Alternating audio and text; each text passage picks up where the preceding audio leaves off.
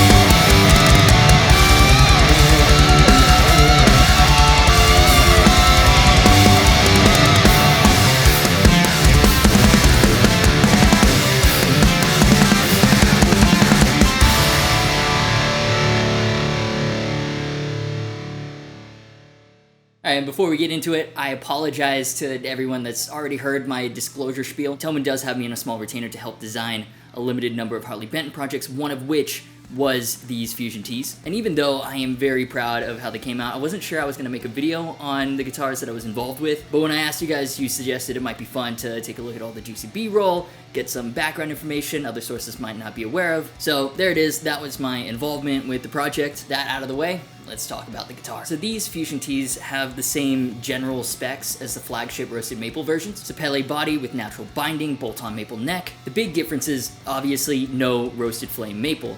The neck is regular Canadian maple, and the fingerboard is made of ebony. Of course, quite clearly no flame maple veneer. Instead, we have either a sparkle green top or an ebony top, both with matching headstocks. All of them look great. I mean, green sparkle might be my personal favorite.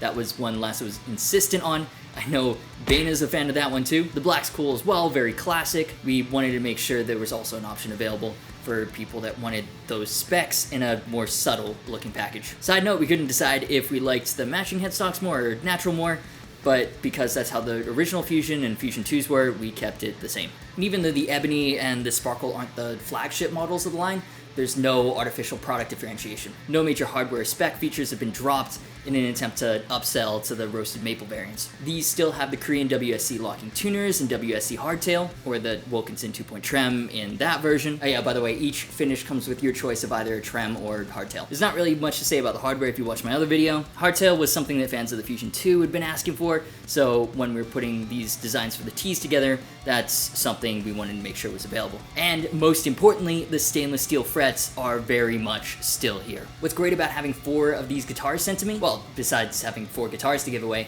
is that we get to check consistency, right? Despite the subjectively great colors and features like stainless steel frets, when it comes down to it, these are budget price guitars. So looking at 4 individual units, what kind of quality can you expect if you order one? Starting with the aesthetic stuff, the finishes are basically identically well done on each and every one. On a $300 guitar, I had maybe kind of expected to see paint runoff onto the natural binding, maybe a noticeable amount of overspray on the fingerboard, lumps in the finish where it hadn't been applied evenly. I mean, you've probably played other wallet-friendly guitars before. You know the things I mean. The kind of stuff they take time to make sure doesn't happen, or at least happens far less frequently on your mid to mid-high price guitars. Even though I've got a lot of faith in the Harley Benton team, that's part of the reason I agreed to take on a very limited role. With mass-produced guitars, sometimes stuff happens. That's why the customer service aspect is important when it comes to affordable guitars. And what's crazy is that none of these show those giveaway symptoms of cheap guitar syndrome. There is some variation with the fingerboards, at least when it comes to aesthetics. The 2-point Trem Green Sparkle has a noticeably darker fingerboard than the other 3. I don't know, maybe it was better stained, maybe they just got incredibly lucky with this piece of ebony. And I say that only from a visual standpoint. There used to be a lot of wastage trying to get naturally uniformly pitch black ebony. There's a great couple of videos from Taylor I highly recommend you check out after this video, but essentially the darkest ebony is found in the middle of the tree. And there was no way of knowing what color it would be without cutting the entire thing down and cracking it open. So you'd have at least the outside, if not the entire thing, left to rot if the inner ebony wasn't dark enough, even though all the wood, as far as using it as a fingerboard material goes, was perfectly fine. And all of them have the same hard, smooth feel, which is the signature of an ebony fingerboard. And not only that, but the edges have been really well rounded. Then combined with those jumbo stainless steel frets I was talking about earlier, and the modern C-shaped neck with satin finish, it's so good. Stainless steel frets on a $300 guitar is insane. They're much harder than your standard nickel silver frets. Basically, you'll never have to refret the guitar. The problem that manufacturers and factories have, and why it's generally only found on pricier guitars, is that because they are so hard, it takes longer to do, and they wear out tools faster. That makes it a more time-consuming, more expensive process, and they're on these budget price guitars. Not only does it have the spec on paper, the fretwork itself is actually very, very good. Level, very smooth, round on the edges. There are quite a few tool marks on the fretboard. Well, actually, a lot, some more noticeable than others. I mean, it's not too bad. It passes the 5-foot test for sure. And you don't really feel it when you're playing it. It doesn't take away from the rest of the neck or the comfort of either of the 2 bridge types. That's really the key to all the models in the Fusion line. Despite the price, this is not a playing experience typical to budget guitars. Onto the electronics, same Roswell HAF Alnico 5 humbuckers as in the roasted maple version, and in fact in a lot of the more popular Harley Bentons. So here's what the guitar sounds like outside of a mix using the same signal chain. Using the Marshall DSL 100H for everything, boosted with the Precision Drive with Glenn Fricker's Mesa 4x12 IR for dirty, 2 notes Silver 77 2x12 IR for the clean.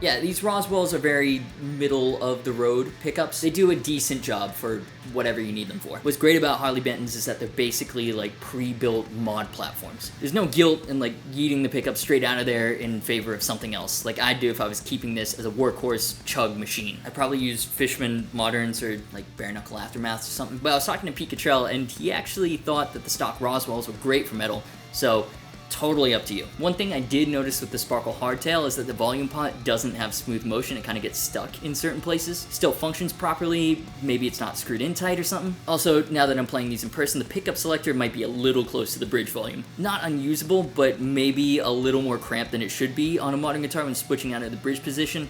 Like, I can barely get my pinky in between. But yeah, on paper, these normal, I don't know if that's the right word, but they don't seem too different from the roasted maple version, and yet they feel like much different guitars. Regular maple and ebony is a different prospect compared to roasted maple. That being said, for about $100 less, putting it more into impulse buy territory and all the other specs intact, including, crucially, the stainless steel frets, these are still great value propositions. But as I said, I was involved with this project, so of course I'm proud of these, and I don't just want you guys to take my word for it. I want to get these into your hands. So we're going to be giving all these Fusions away, one in every single variation. All you need to do, if you're subscribed to this channel already, head over to the Harley Benton channel. There's a giveaway video, link in the description. Leave a comment, and that's it. Super simple, open worldwide, and yeah, good luck. So if you enjoyed this video, do me a favor and hit the like button. These are, of course, just my opinions, and I'd love to know what you think, so let me know in the comments. Subscribe and hit the notification bell if you haven't already. That actually really helps out. Thanks to Harley Benton for this opportunity, and to Luke for mixing everything. Links to social media, merch, and the Discord server are in the description as always. Thanks so much for watching. You've been awesome, and I'll see you for the next video.